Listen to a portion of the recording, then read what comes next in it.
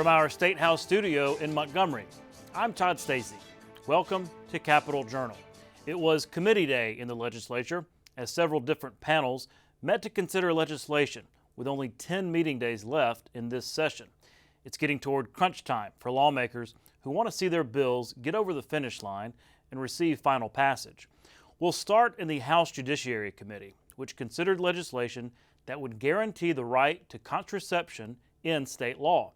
House Bill 279 from House Minority Leader Anthony Daniels is dubbed the Right to Contraception Act. Daniels said the legislation has become necessary in the wake of the Alabama Supreme Court ruling that threatened in vitro fertilization. That showed the need to enshrine reproductive rights into the law, even if they are widely understood to be legal, he said. HB 279 is the right to contraception. Under existing law, there is no explicit recognition of the right to distribute and use contraceptives. This bill would recognize that individuals have the right to engage in contraception, and the healthcare providers have the right to do both dispense contraceptive devices and provide information about their use. This bill will further provide for enforcement of these rights by permitting the Attorney General, healthcare providers, and individuals to bring a civil suit to enjoin the enforcement of any law, rule, or policy that prohibits, interfere with the distribution and use of contraceptives. The bill passed committee unanimously and now goes to the full House. The House Education Budget Committee met today and took up legislation that would establish the Alabama School for Health Sciences in Demopolis. The idea is to have a specialized high school for this career area, similar to the School of Fine Arts in Birmingham, the School of Math and Science in Mobile, and the School of Technology in Decatur.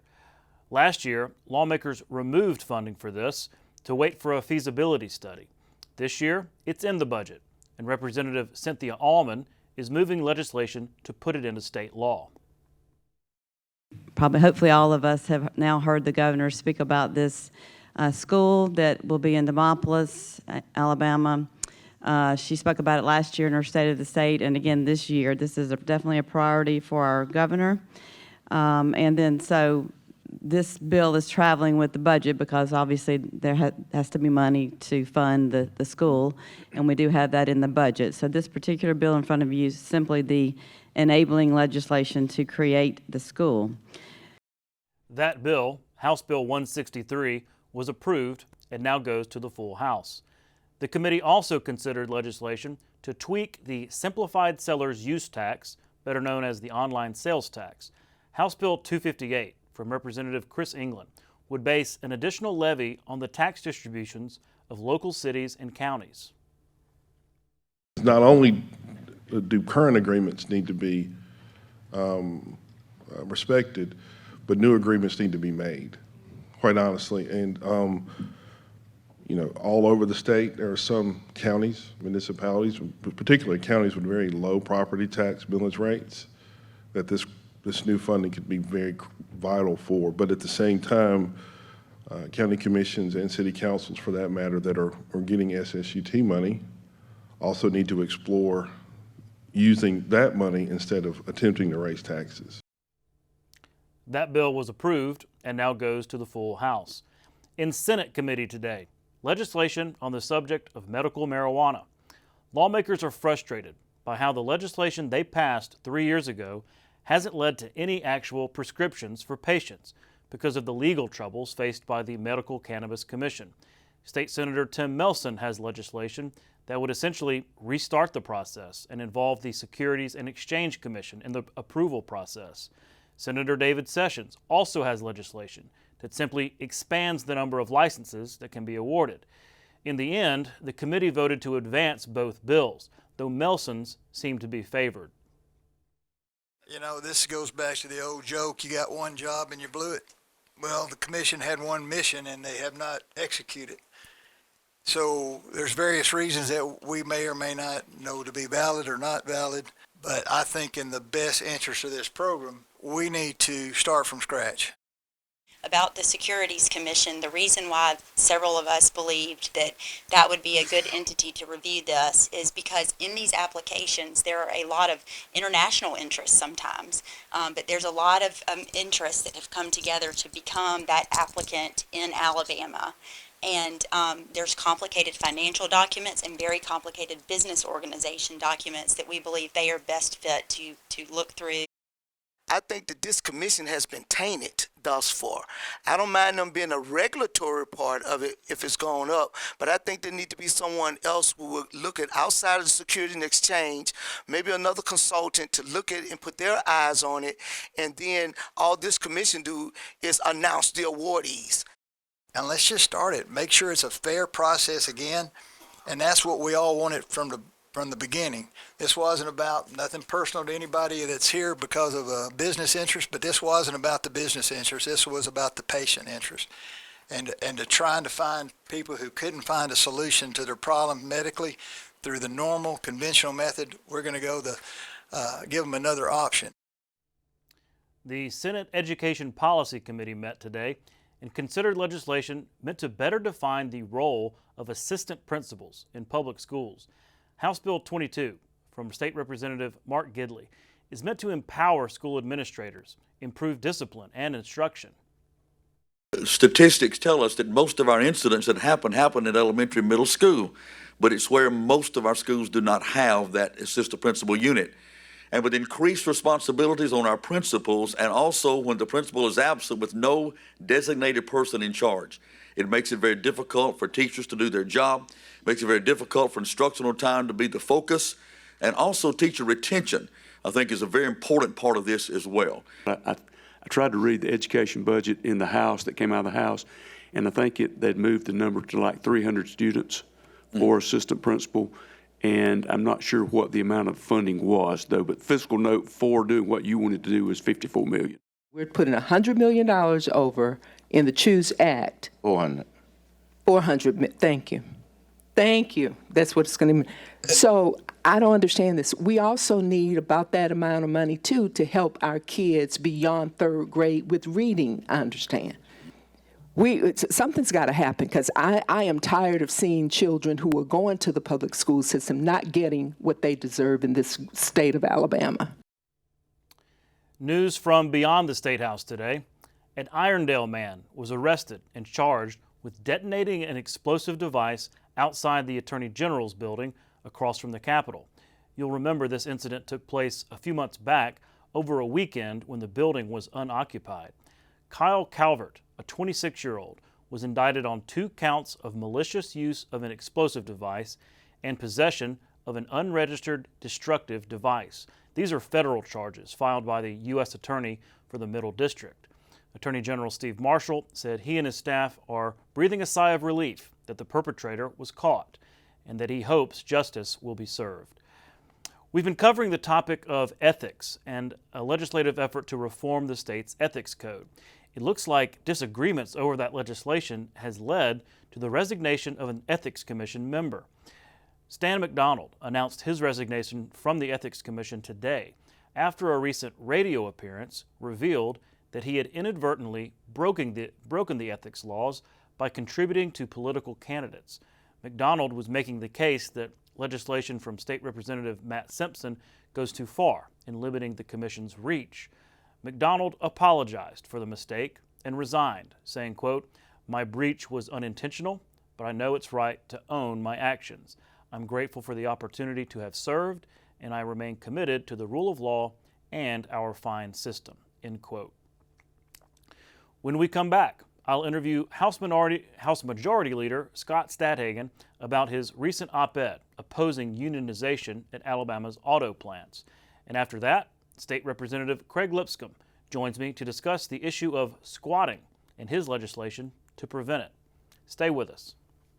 You can watch past episodes of Capitol Journal online anytime at Alabama Public Television's website, aptv.org. Click on the Online Video tab on the main page. You can also connect with Capitol Journal and link to past episodes on Capitol Journal's Facebook page. Birmingham's Rickwood Field is the nation's oldest operating ballpark and served as the home field of the Birmingham Barons, Birmingham A's, and the Birmingham Black Barons for decades. The Birmingham Barons inaugurated the new field on August 18, 1910, by defeating the Montgomery Climbers. The Black Barons played there between 1924 and 1950. Rickwood hosted Birmingham's minor league teams for several seasons through 1987. From 1967 to 1975, the Barons were owned by Ensley native Charlie O. Finley and were part of the Kansas City and later Oakland A's organization. More than 100 members of the Major League Baseball Hall of Fame have played at the field, including Ty Cobb, Babe Ruth, Satchel Paige, and Willie Mays. Today, the historic field is managed by Friends of Rickwood and hosts local amateur and college teams. The Birmingham Barons still play a ceremonial throwback game at the ballpark every year, the Rickwood Classic, which celebrates Barons teams of the past and this historic field. You're watching Alabama Public Television.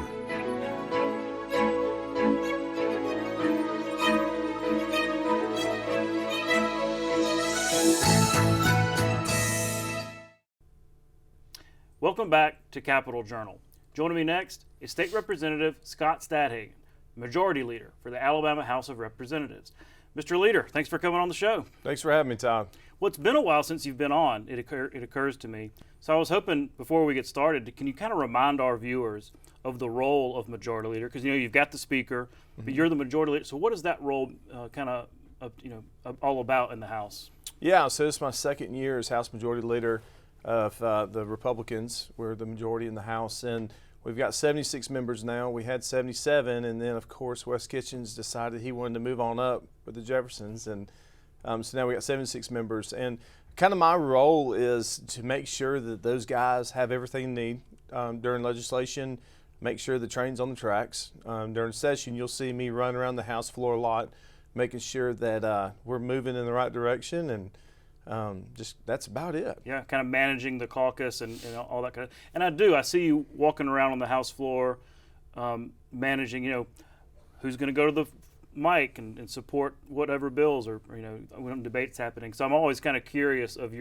what's going on in your head as you're walking down there. So from your vantage point, I mean, we're 2/3 of the way through the session, with the 21st day coming up tomorrow. From your vantage point, how has it gone so far? I mean, the House seems to have gone along fairly smoothly. It has, and that's just good leadership, what we have in the House. The Speaker and I have a really good working relationship, and it's 2/3. It feels like a year, just because this has been a very a hectic session. Yeah, I mean, I don't think y'all tackled major issues all really at the front end of the session. That's right. Yeah, and just like with the ethics bill, that's something that, of course, nobody wants to discuss, but it's something that we have to discuss. And I think we've seen that, it needs to be addressed, and Representative Matt Simpson did a phenomenal job with that. But yeah, we've knocked out some tough issues this year that it's made it a long one. Mm-hmm. Well, I wanted to talk to you about this union issue. You have this op-ed really, coming out forcefully against unionization of these auto plants, because this effort is really going on at Mercedes in Tuscaloosa and Hyundai here in Montgomery. Your op-ed kind of serves as a warning about the possible consequences. Can you kind of lay out your argument of why you're opposed to those automakers unionizing? Yeah, absolutely. So, I mean, we have worked decades and decades to be a pro-business state. BCA, Manufacturing Alabama, has really worked their tails off to get these industries to come to our state. And UAW sees that, and they see opportunity. They fill our employees with promises they can't keep, and at the end of the day, when they leave, they're the only ones that win in this situation. Mercedes is a perfect example. That part of our state's providing jobs for citizens of Alabama that literally would never have that opportunity if they weren't there. So, I mean, they're making six figures out there, providing a good life for their family, and we need to protect them. Mm-hmm. Well, what do you say to the argument from the UAW and from some workers at these automakers? I hear complaints about it's a dangerous job, sometimes dangerous working conditions. They talk about too many, at least at Hyundai situation, too many temp workers and things like that, to where they say that management has not responded to their demands adequately, and so their only recourse is to form a union. How do you respond to those arguments? Yeah, I would say absolutely not. You know, you need to talk to your management at the place that you're working, but look at the track record of UAW. Look at what they've left behind in different areas of our state with Goodyear plant, all across our country. When they get involved, they're the winner of that situation. And at the end, a lot of the times the employee is jobless, left in unemployment line, and looking for a new job because they ran out that company that was providing them employment. Well, I do remember a couple years ago, it was the Amazon warehouse up in Birmingham, right? I mean, that was a big deal. Different union, but a big unionization effort. Amazon successfully fought that off, right? And it went all the way to the National Labor Relations Board. I mean, a couple of times. It was a pretty long and drawn out process. But they fought it off. They ultimately convinced their workers, enough of their workers, that unionizing would not be in their best interest long term. Are there lessons to be learned from that for Hyundai and for Mercedes? Yeah, absolutely. Education. I mean, learning and just communication of what your needs are. You know, and working with your employees. I think I'm a business owner, so I mean that's what I would do with my employees. And then on the flip side, I mean, if you get UAW coming in, they're going just after auto manufacturers, right? We've got steel unions that have been here forever, and they have been just fine. It's really targeted at UAW. It's not all unions. Arthur Orr's got a bill that I'm going to carry in the House that basically is protecting the employee. So when your union comes in, UAW comes in to Mercedes or Hyundai, and they want them to unionize, they vote, right? The way they've got it now is you have to own that vote in front of the union. Your name is on it. They can give it to you. It's very public. Whereas this bill it's private. You know, if you want to unionize, do it, but do it in private. It's called card check, right? Correct. Yeah. So they can do it in private. They can feel safe as an employee that nothing's going to happen to them in their job. And I think it's a phenomenal bill. I want to commend Arthur Orr for doing it. So you're saying that the process right now, a worker could feel intimidated to vote for unionization when if it was a private ballot, maybe they wouldn't in their heart of hearts support it. Correct. Several states have passed this legislation. I've talked to manufacturers, and they brought that legislation up to my attention. Of course, Arthur Orr being who he is, he already had it filed and ready in the Senate. So, but yeah, it protects the employee. It gives them the comfort of making their own decision what's best for them. Okay. And I think that's what it's all about. Well, look, this is a big issue to watch going forward. I mean, we're talking very active right now, the situation at Hyundai and Mercedes. But thanks so much for coming on, and we'll catch up with you again here as the session enters its final stretch. Thank you, Todd. All right, Mr. Leader. We'll be right back. You can watch past episodes of Capital Journal online at video.aptv.org. Capital Journal episodes are also available on APTV's free mobile app. You can also connect with Capital Journal and link to past episodes on Capital Journal's Facebook page. And you can listen to past episodes of Capital Journal when you're driving or on the go with Capital Journal podcasts. Harper Lee is best known as the author of one of the most affecting and widely read books of American literature, To Kill a Mockingbird. The native Alabamian drew deeply from her coming-of-age years in her small hometown of Monroeville. The 1961 Pulitzer Prize-winning novel explores the dimensions of prejudice, hate, loyalty, and love through the eyes of a young girl as she awakens to the complexities of human nature and its capacity for both good and evil. The film version of To Kill a Mockingbird underscored the success of the novel with its own success. Both novel and film continue to hold the public and academia's interest. Lee was widely recognized throughout her life, including the Presidential Medal of Freedom in 2007 and the 2010 National Medal of Arts. Welcome back to Capital Journal. Joining me next is State Representative Craig Lipscomb from Gadsden. Mr. Lipscomb, thanks for coming on the show. Well, thank you, Todd. I appreciate you having me on here. Well, I wanted to have you on because it's this timely issue of squatting, which I wouldn't have thought was an issue even a couple of weeks ago, but it really has caught on, not just in this state, but nationally. I've been getting emails about it. You've got some legislation, but Walk me through how this has become an issue here in Alabama.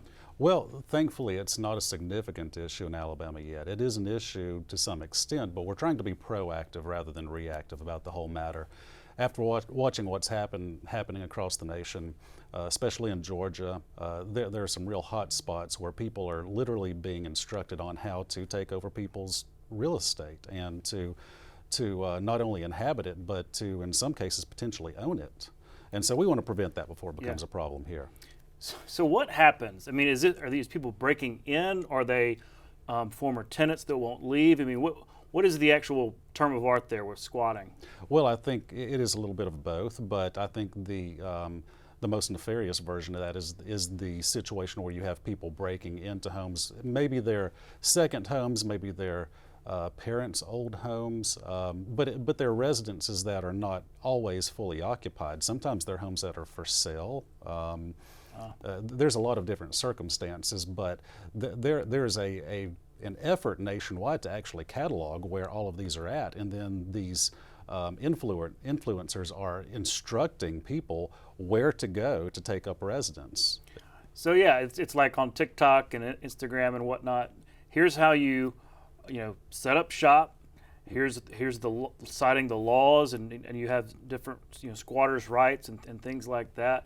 So I guess the virality of it, because of the social media and everything, people who may not have even thought about that before are being encouraged. That's right. That's right. I mean, people may have a vacation home somewhere and they show up to enjoy a nice, relaxing weekend just to find that it's been taken over by individuals who have no reason to be there. Is this kind of like a class warfare type thing? Like, hey, let's stick it to the rich, or whatever that kind of connotation might be. Is that kind of where this is coming from? I can't say for sure, but I think at the end of the day, it's somebody who's trying to get something for nothing, but even worse, they're trying to take it from individuals who've worked really hard, perhaps their entire lives, to get where they are and to get something that they have, or they have a parent who may have passed away and handed this down to them, and now all of a sudden they've got major problems. So states all across the country are addressing this. You've got legislation. What does your bill do? So basically what the bill does is it sets up a process that we didn't previously have.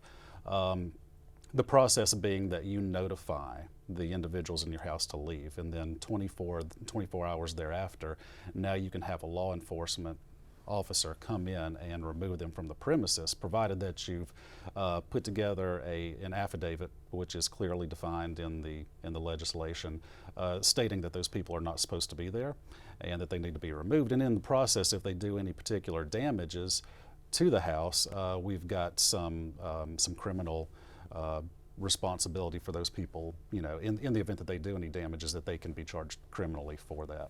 Interesting. And you mentioned it, sometimes happens with homes that are for sale, which I can imagine that. I mean, my neighbor's house was for sale for like 6 months, unoccupied, And so I would imagine that the realtors have an interest in this and have been involved in the process. What's their involvement been like? Well, they were not initially involved in the process, but they did become involved part of the way through. I needed some expertise. I needed some advice and some particulars in the bill, and they were exceedingly helpful in helping me put together a piece of legislation that was meant for Alabama. We didn't want to take somebody else's bill and just replicated it. Alabama's a unique state, and we needed a unique piece of legislation to do what we wanted it to do. Mm-hmm. Well, we've got about 1/3 of the session left to go, about 10 days left. What can we expect in terms of timing? When might we see this on the floor and moving through the process? Well, it's passed through the House unanimously, bipartisan support. It was 101 to nothing. It's traveled upstairs. I actually passed that out of committee today, and Senator Chris Elliott is going to pick it up at that point and hopefully have that on the floor next week if all goes well. And we'll try to get to the governor's desk just as quickly as we can. Interesting. Yeah, you said unanimous. I mean, everybody is waking up to this issue, and it's heartening that it's not a partisan issue, that everybody wants to address this. Well, look, we're out of time, but thanks for coming and explaining this to us, and we'll be watching your bill through the process. Absolutely. Thank you for having me on today. We'll be right back. You can watch past episodes of Capitol Journal online anytime at Alabama Public Television's website, aptv.org. click on the Online Video tab on the main page. You can also connect with Capital Journal and link to past episodes on Capital Journal's Facebook page.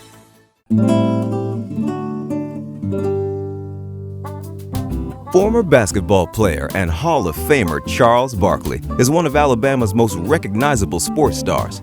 Nicknamed the Round Mound of Rebound and Sir Charles, the Leeds native had a remarkable basketball career with the Auburn University Tigers before embarking on a career in the NBA. Barkley also played for the U.S. Olympic basketball team in the 1992 and 1996 Summer Games. Since his retirement in 2000, Barkley has carved out a niche as a basketball analyst, author, and commentator on political and social issues. Since 2001, Auburn University, the Philadelphia 76ers, and the Phoenix Suns have retired Barkley's number 34 jersey. In 2006, Barkley was inducted into the Naismith Memorial Basketball Hall of Fame in Springfield, Massachusetts.